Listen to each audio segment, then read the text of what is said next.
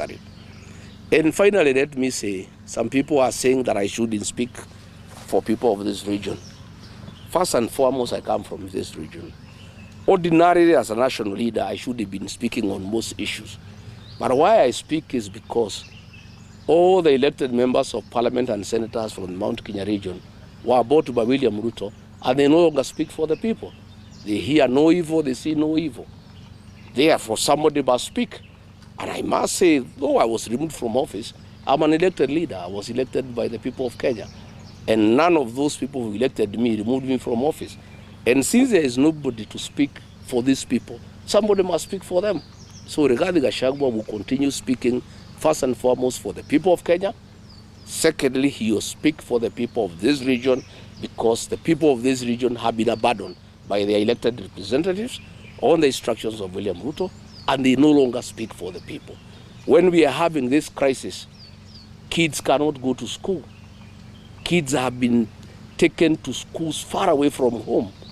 Kids with very high marks have been taken to schools with no infrastructure at all, despite the fact that their parents contributed money to put up beautiful institutions. Members of parliament, members of senate are quiet. That is not acceptable. I must speak to this issue.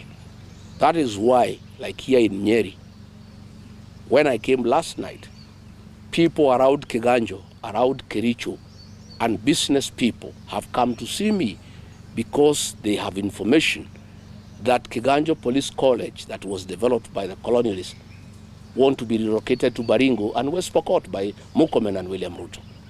And that means the people who have been supplying foodstuffs, who have been supplying other essentials to that college will be rendered out of business. Yet the MPs from this region are quiet. The senator is quiet. Somebody must speak for the people of Nyeri. And that does not make me tribal. I'm just a responsible leader. And I want to say nobody will intimidate Rigathi Gachagua from speaking for people who elected him and who trust him and who depend on him to speak for them. And anytime I speak for the people of this region, I am called a tribalist. Yet when leaders speak on behalf of the people of Western Kenya, nobody calls them tribalists. I have seen the people of Northeastern Kenya. Anytime one of their person is touched, the whole community is up in arms. Nobody calls them tribal. Yet when I speak for 150,000 rice farmers in Moya, I'm called tribal. I want to say that I will not be cowed, I will not be intimidated. Anybody can call me whatever you want to call me. I must continue to speak for the people. And as you know, the slogan of my party is listening to the ground. I only speak for the people because they tell me to speak for them. This placement of grade 10 kids is a serious crisis, not just in this area. You know, people have called me from all over the country, thanking me for raising these issues. And I want to invite a national conversation around the issue of the quota system. Is it necessary anymore? After devolution for 13 years, after money has been allocated for equalization fund, after every constituency is given the same amount of money for CDF, do we still need the quota system? Is it not time that we said all national schools are available to all the children of Kenya on merit? We shouldn't have two standards, one for some areas and another standard for some other areas. Yet those areas that are being given low standards have received billions of Kenya shillings to upgrade institutions.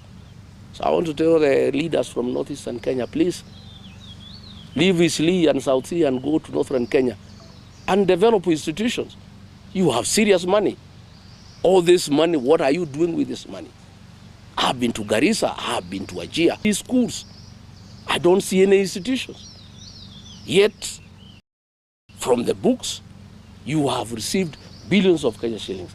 If the people of Wajir, the county government, decided out of the 99 billion they have received, put aside only 9 billion, at 3 billion per school, they would put up 3 great institutions in Wajir of the highest standard possible.